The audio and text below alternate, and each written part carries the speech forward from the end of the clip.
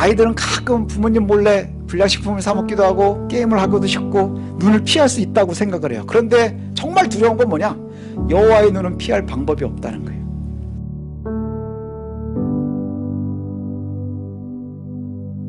구원자를 향한 찬가라는 제목으로 우리 함께 은혜를 나누도록 하겠습니다. 여러분들도 읽어서 잘 아시겠지만 오늘 본문은 마리아의 찬송입니다. 구약의 한나, 사무엘의 어머니죠. 한나의 기도와 아주 쌍대 산맥입니다. 양대 산맥. 그래서 구약의 한나의 기도, 그 다음에 신약에는 마리아의 기도 이렇게 되어 있고요.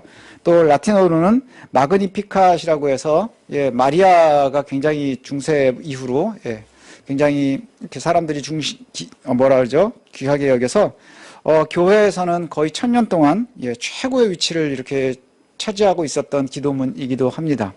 그래서 우리가 오늘 본문 마리아의 찬가를 가지고서 잠시 은혜를 나누고자 하는데, 마리아가 이런 찬송이 어떤 배경에서 나왔는지를 좀 먼저 보려면 누가복음 앞에 1장 1절부터를 보면 됩니다.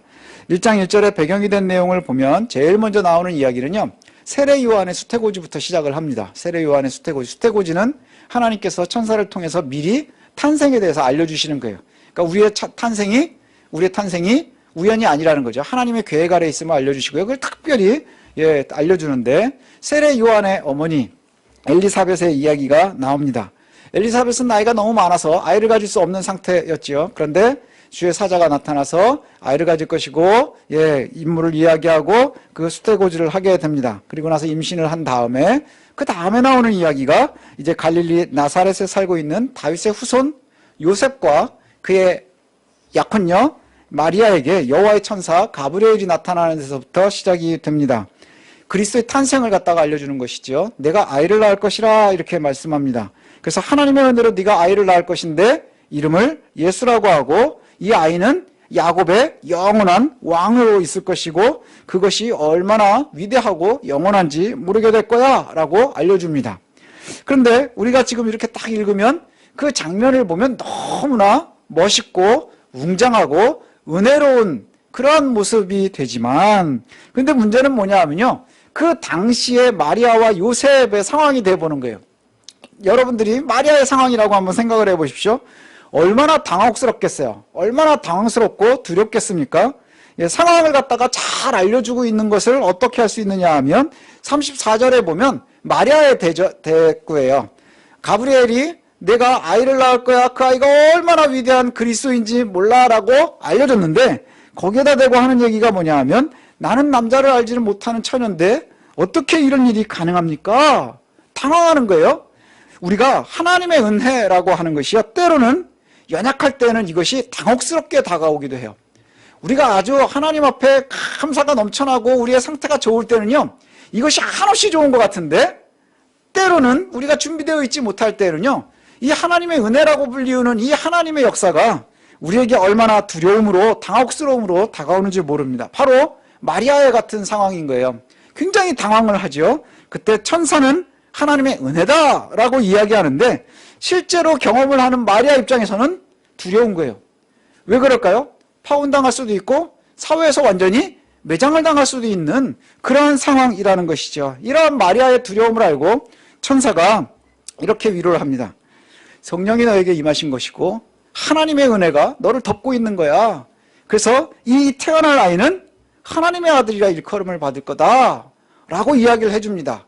그러면서도 안심시키는 것이 뭐냐 하면, 너희의 친족 중에 엘리사벳, 나이가 많아서 아이를 낳을 수 없는 엘리사벳이 있지, 그는 벌써 아기를 가진 지 6개월이나 되었단다.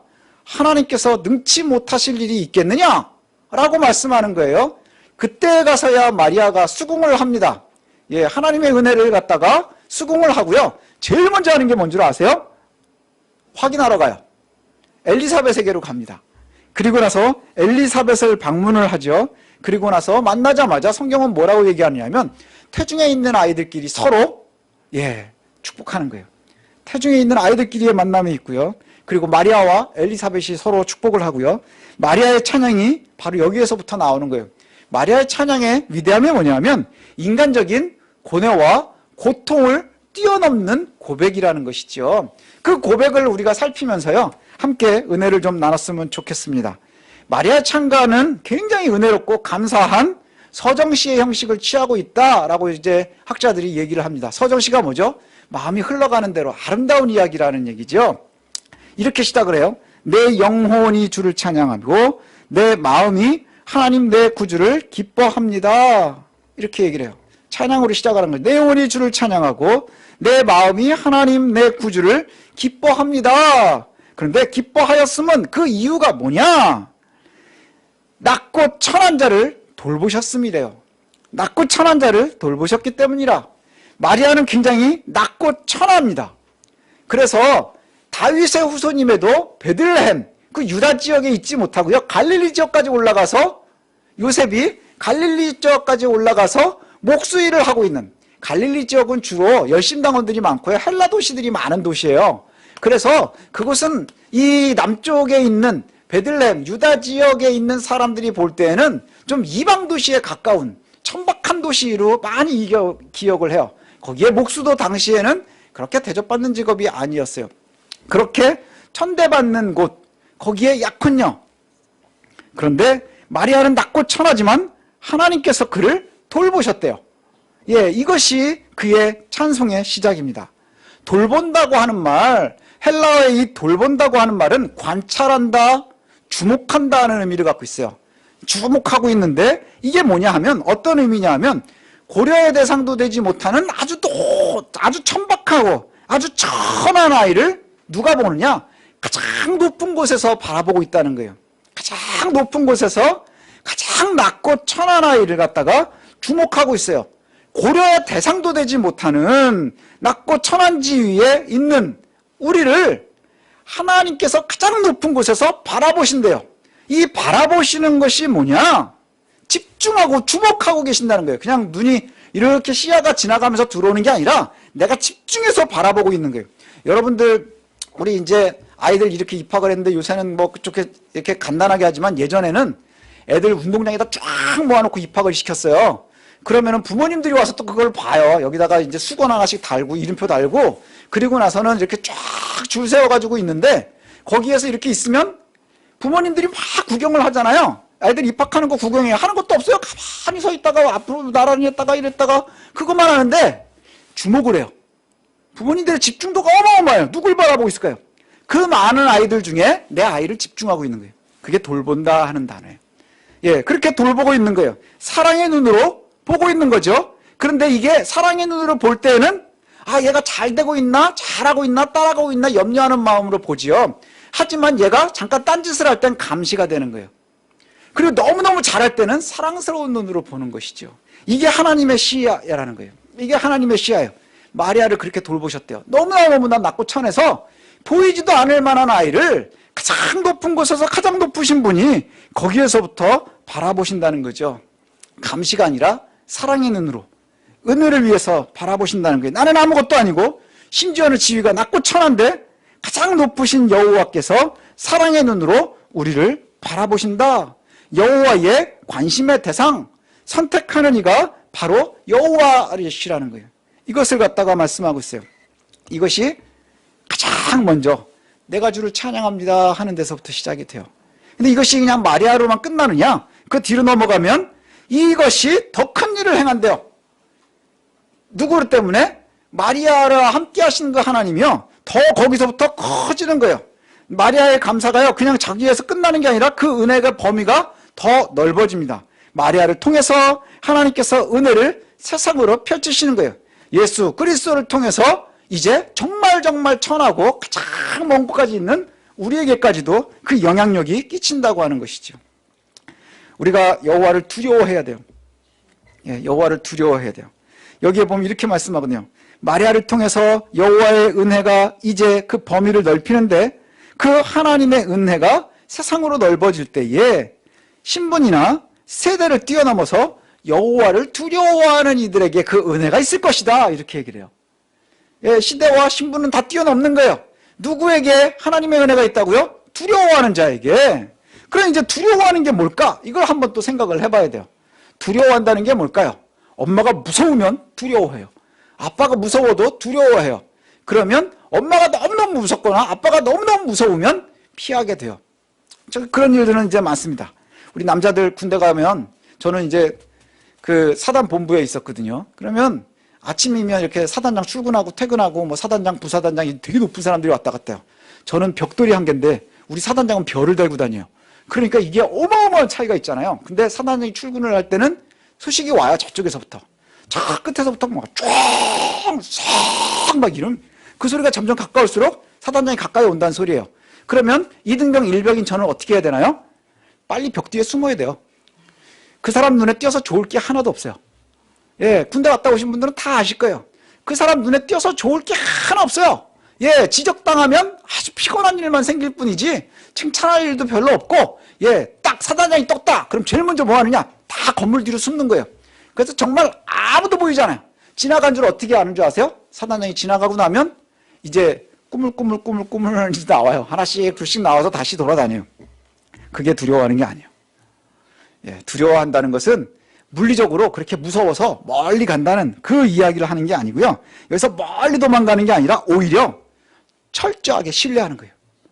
아이들은 가끔가다 엄마 아빠를 두려워할 때도 있거든요. 근데 그게 철저한 신뢰에서부터 온다는 것이죠. 오히려 철저하게 신뢰하기 때문에 때로는 긴장하고 노력하면서 관계를 유지하려고 하는 거예요. 그게 두려워하는 거죠. 그게 두려워하는 거예요. 그게 경건이라고 하는 거예요. 경건. 하나님과 우리의 관계를 유지하기 위해서 우리가 긴장하고 있는 것. 예, 그것이 바로 경건입니다. 경건하는 것. 물리적으로 거리를 두는 게 아니라 영적으로, 심리적으로 가까이에 있으면서 오히려 관계를 잘 유지하는 것. 이게 바로 두려워하는 거예요. 예, 저와 여러분들이 여호와를 두려워한다. 그러면 뭐냐? 바로 하나님을 잘 믿는 사람은 경건의 생활을 하고, 그리고 또 하나님의 은혜와 또 하나님의 보호하심을 갖다가 삶 속에서 잘 보는 거예요. 경험하는 거예요. 이것이 두려워하는 거예요. 경건한 삶은 권력과 재물을 의지하지 않고 하나님을 의지하는 거래요. 마리아의 찬가가 그렇게 이야기합니다. 경건한 삶이란 권력과 돈을 의지하지 않습니다. 그런데 사람들은 본래 권력과 재물을 탐합니다. 그래서 문명이라는 것이 생긴 이유가 뭔가요? 힘 있는 사람들의 중심이 되는 거예요. 옛날엔 주먹이 센 놈이 가장 센 놈이었어요. 어떤 시대에는 지위가 높은 사람이 센 놈이에요. 어떤 때에는 머리가 좋은 놈이 센 놈이에요. 어떤 때에는 돈이 많은 사람이 센 놈이에요. 그 권력을 탐하는 것들이에요. 계속해서 권력을 탐하고 싶어 해요. 재물을 탐하고 싶어 한다는 것이죠. 그런데 여기에 보면 하나님께서 권력과 재물은 가지고 있는 것을 별로 좋아하지 않으시는 것 같아요. 사람들은 원래 그것을 좋아하지만 예수님께서도 이렇게 말씀하시거든요. 마태복음에 보면 한 사람이 두 주인을 섬기지 못해. 그래서 둘 다 좋아하는 거 쉽지 않아. 그러니까 이것이든 저것이든 좋아하게 될 거야. 그리고 결론이 뭐예요? 하나님과 재물을 겸해서 섬기지 못한다. 이렇게 말씀해요. 이 말씀은 사업하시는 분들이 가장 싫어하는 말이에요. 그죠? 직장을 다니시는 분들도 싫어해요. 그러니까 교회 다니면서 제일 은혜가 안 되는 말 중에 하나가 이거죠. 왜요? 우리도 돈이 있어야 되는데, 그죠? 돈이 없이 살 수 있나요? 목사도 돈이 없으면 못 살아요. 애도 가르쳐야 되겠고, 먹고 살아야 되고, 예. 그런데 예수님의 말씀을 오해하면 돈을 벌기 위해서 노력하는 것이 마치 경건하지 않은 것처럼 느껴져요. 근데 그게 아니라는 거예요. 우리가 경건하다는 것은 뭐냐 하면 마치 돈을 버는 것이 불경건한 것이 아니고요. 이 말씀의 의미는 우리가 조금만 더 깊이 들어가면 금세 알 수 있어요. 뭐냐 하면 돈이나 권력이 내 주인이 되지 못하도록 하라는 거예요. 두 주인이라고 그랬잖아요. 주인. 하나님이 나의 주인이냐 돈이 나의 주인이냐예요. 하나님이 나의 주인이냐 권력이 나의 주인이냐 하는 거예요. 우리가 권력을 지향해서 권력의 종이 되면 경건하지 못한 거예요. 돈의 종이 되면 경건하지 못한 거예요. 그러나 하나님의 종으로 살아가면 우리가 경건한 삶을 살아간다고 하는 것이죠. 이것이 우리에게 중요해요. 돈을 버는 것, 우리가 이 땅에서 사는 동안에 돈 벌어야 돼요. 그 다음에 우리가 최대한 열심히 해서 지위를 높일 수 있으면 높여야 되겠죠. 우리의 자녀도 그렇게 놓고 기도하잖아요. 얘들 하나님께서 많은 분깃을 주셔서 좋은 지위, 좋은 자리에서 뭐 한다고 해요? 하나님의 일 열심히 할 수 있도록 해주세요. 하나님의 일을 하기에 부족함이 없도록 해주세요. 그것을 위해서 필요한 것이 돈도 필요하고 때로는 지위도 필요한 거예요. 근데 우리가 이것을 자꾸 바꿔놓는 거예요. 뭘 생각해요? 우리가 돈의 노예가 되는 거예요. 권력의 노예가 되고 싶어 한다는 것이죠. 이것이 경건에서부터 멀어진다는 거예요. 돈이 인생의 목표가 되면 안 된다는 거예요. 권력이 우리의 목표가 되어서는 안 된다는 것이죠. 우리는요, 하나님의 사람들이에요. 하나님의 사람들. 그러니 돈에 흔들리지 말고, 지위에 흔들리지 말고, 권력에 흔들리지 마십시오. 마리아의 찬송은 이렇게 얘기하거든요. 주님은 강한 팔로 권능을 행하시고 마음이 교만한 자를 흩으신대요. 또 하나님은 왕들을 왕좌에서 끌어내시고 낮고 천한 사람들을 높이신대요. 또 굶주린 사람들은 좋은 것으로 채우시고 부자는 빈손으로 돌려보내신대요.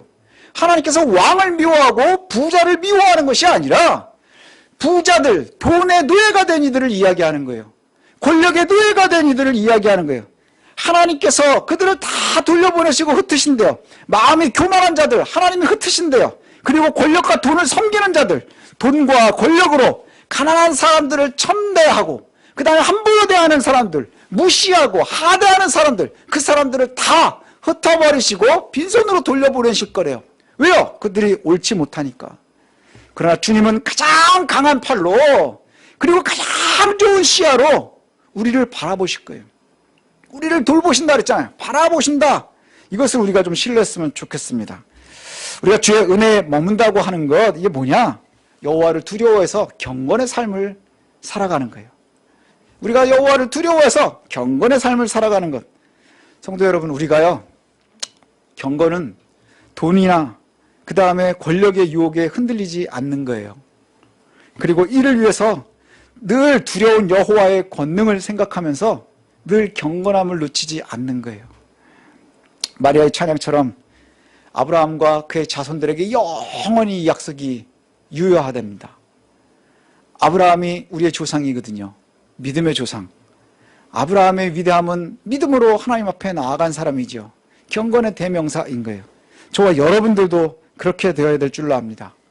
아브라함과 그의 자손, 현재 우리들 성도들을 가리키고 있어요. 경건하게 살기 위해서 돈과 권력의 노예가 되지 않고 오로지 여호와를 두려워하며 경건한 삶을 살기 위해서 살아가는 사람들, 그리고 경건으로 살아가면서 어렵지만 하나님의 보호하심의 눈동자를 기대하는 사람들, 그 사람들, 그들에게 주는 영원한 약속이라는 거예요. 나에게만 끝나는 게 아니라 나의 자녀들에게도, 나의 후손들에게도까지 저와 여러분들에게 주신 약속이에요. 그리고 저와 여러분들에게만 끝나는 게 아니라 자손들에게까지 주시는 약속이에요. 근데 이 약속이라는 것이 마리아에게도 하나님께서 보여주셨잖아요. 증거를 주셨거든요. 뭐냐? 엘리사벳 볼 수 있게 해주셨어요. 이게 참 요즘에 힘든 게 뭐냐 하면 약속이 없는 시대라는 거죠. 약속할 수 없는 시대. 우리가 작년에 제일 많이 들은 얘기가 그거예요. 가보지 못한 길을 가고 있습니다. 그죠? 가보지 못한 길을 가고 있습니다. 참 안타깝죠. 우리는 어렸을 때 너무나 자연스럽게 누리던 것을 우리 아이들은 못 누리는 시대를 살아가요. 그러니 앞으로는 어떻게 될지는 또 알 수가 없죠. 제가 예전에 어디선가 보니까 우리 때는 어렸을 때 풍경화를 그리면 대체로 땅은 밤색으로 칠하고 나무를 그리고 녹색으로 풀을 그리고 그리고 빨갛게 사과들을 많이 그렸어요. 그리고는 하늘은 파란색, 하늘색이라고 아예 크레파스에도 하늘색이라는 것이 있었죠. 근데 요즘은 아이들이 하늘색을 누런색을 섞어서 쓴답니다. 누런색을 섞어서 쓴대요. 왜냐? 걔들이 본 하늘은 그런 색깔이니까요. 아무것도 약속할 수 없는 이러한 시대, 그렇게 살아갑니다. 상황이 늘 우리를 조여온다는 거예요. 늘 조여와요. 사실은 저도 마찬가지거든요. 저도. 목사는 평소에 어떤 것을 염려를 할까요? 제가 목사니까 목사들은 어떤 것을 염려를 할까? 굉장히 고차원적일 거라고 생각을 하시면 실망하실 겁니다. 군대 간 녀석이 전화하다가 오늘 안 하면 무슨 일이 있나? 이게 이제 걱정이에요. 우리 딸이 왜 이렇게 늦게 일어날까? 코로나 때문에 아주 다 깨졌구나. 뭐 이런 거. 그 다음에 나는 내 건강을 어떻게 유지해야 될까? 이 건강 때문에 우리 가족들이 어려움을 당하지는 않을까? 다 그거예요. 똑같아요. 우리들이요 굉장히 고차원적으로 뭐 이렇게 살 것 같지만 사실은 고민하는 건 다 똑같고요. 우리의 염려가 굉장히 1차원적입니다. 눈앞에 보이는 것. 그 다음에 우리가 그냥 바로바로 보는 것. 우리가 그런 사람들이에요. 살기 위해서 돈이 필요하고 때로는 지위가 필요하고 위치가 필요하고 관계가 필요합니다. 그러나 이렇게 별 볼 일 없는 우리가 그럼에도 불구하고 세상과 다른 것이 하나가 있어요. 그게 뭐냐? 하나님의 선택을 입었다는 거예요. 성도라고 불린다는 거예요. 예수 그리스도의 복음에 우리가 놓여 있다는 것이죠. 여호와 하나님을 알고 신뢰하고 두려워하고 있다는 거예요. 세상 사람들은 두려워하지 않는 것을 우리가 두려워해요. 세상 사람들은 기대하지 않는 것에 우리가 기대하고 있다는 거예요. 이것이 우리가 아주 다른 거예요. 여호와 하나님을 알고 신뢰하고 두려워해요. 무엇을 신뢰하나요? 전능하신 여호와를 신뢰하는 거예요. 마리아의 고백처럼 가장 높은 곳에 계시는 하나님께서 너무나 낮고 천한 우리를 주목하고 계신다는 거예요. 우리를 사랑의 눈으로 바라보고 계신다는 거예요. 가난하고 별 볼 일 없는 나를 주목하시고 아주 진지한 사랑의 눈빛으로 우리를 응시하고 계신다는 거예요. 그래서 우리를 보호하신다는 거죠. 근데 이게 때로는 두려움이 됩니다. 왜 두려움이 되느냐? 내가 잘하고 있을 때는 보호받는 느낌이지만 내가 뭔가 몰래 해야 될 때는 감시받는 느낌이거든요. 아이들이 가끔 부모님, 가끔 아닐 수도 있지 니네는. 가끔 부모님 몰래 뭘 하잖아요. 저희 때도 그랬거든요. 저도 그랬어요. 저도 옛날에 어렸을 때 우리 아이들이 보고 배우면 안 되는데 저희 아버지가 헌금하라고 이렇게 주시면 10의 1조는 하나님께, 10의 9조는 제가 이렇게 쓰고 걸려서 뒤지게 맞고 막 이런 일들이 숱하게 지나오는 거예요. 하지만 맞을 때는 힘들지만 그 10의 9조로 살 때는 또 좀 풍족하거든요. 예, 그런 일들을 할 때는 두려운 거예요. 우리가 부모의 눈을 피해서 몰래 게임할 때 엄마의 목소리가 얼마나 두려워요. 하지만 배가 고픈데 엄마가 치킨이라도 한 마리 사가지고 들어올 때 그 사랑의 은혜는 어마어마하게 크게 느껴지지 않나요? 바로 이런 거예요. 아이들은 가끔 부모님 몰래 불량식품을 사 먹기도 하고 게임을 하고도 싶고 눈을 피할 수 있다고 생각을 해요. 그런데 정말 두려운 건 뭐냐? 여호와의 눈은 피할 방법이 없다는 거예요. 여호와의 눈은 피할 방법이 없어요. 이게 두려워야 되는 이유입니다. 이것이 우리가 경건해야 되는 이유라는 것이죠. 예, 이것이 반대로는 우리가 안전한 이유이기도 합니다. 피할 수 없기 때문에. 제가 멋진 말을 좀 찾아보려고 무지하게 찾아봤어요. 그때 딱 떠오르는 문구가 있는 거예요. 왕관을 쓰려는 자 그 무게를 견뎌라. 이 말이 뭘까? 내가 어디서 들었을까? 제가 책에서 읽은 것 같지는 않고 오늘 알았어요. 우리 10시에 예배 드렸는데 드라마에서 상속자들에서 나온 말이래요. 예, 왕관을 쓰려는 자 그 무게를 견뎌라. 근데 막 제가 어제 막 찾아본 거로는 제가 읽은 건 아닌데 셰익스피어에 나오는 말이래요. 예, 제가 읽은 건 아니니까 아닐 수도 있어요. 예, 그런데 왕관을 쓰려는 자 그 무게를 견뎌라. 굉장히 멋진 말인 것 같아요. 그죠? 왕관을 쓰고 싶어하는 사람들은 그 무게를 견뎌야 되겠죠. 여러분, 우리에게 가장 귀중한 왕관은 성도라는 신분입니다. 성도라는 신분. 이제 성도 여러분, 성도로서의 무게를 견디는 거예요. 이게 바로 경건입니다. 성도 여러분, 성도로서의 무게를 견디십시오. 그리고 마리아와 같은 고백과 찬송이 우리의 삶에 넘쳤으면 좋겠습니다. 우리의 믿음의 조상들이 고백한 것처럼 그렇게 살아갔으면 좋겠어요. 그래서 아브라함이 받은 언약, 그 언약이 나의 것임을 놓치지 않고 또 우리의 후손들의 것임을 놓치지 않는 저와 여러분들이 되셨으면 좋겠습니다. 21세기 성도들의 말로 다시 하면 우리에게 말씀하신 대로 여호와의 사랑하심이 나와 내 가정과 내 자녀들에게 영원히 함께 하실 것, 이것에 대한 믿음이 저와 여러분에게 가득했으면 좋겠습니다.